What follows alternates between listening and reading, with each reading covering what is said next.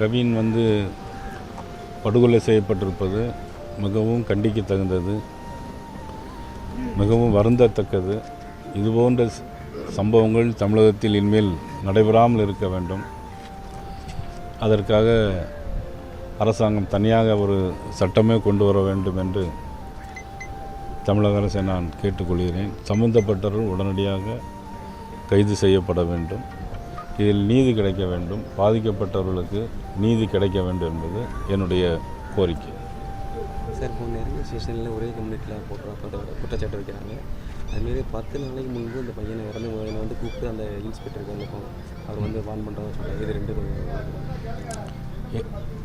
இல்லை, இது போன்ற நிகழ்வுகளுக்கு அந்தந்த மாவட்ட கண்காணிப்பு சூப்பரண்ட் ஆஃப் போலீஸ் இந்த மாதிரி சம்பவங்களை தவிர்ப்பதற்கு இன்னும் நடவடிக்கை எடுக்க வேண்டும். அரசாங்கம் கடுமையான சட்டங்களை இயற்ற வேண்டும். 10 நாளைக்கு முன்னாடி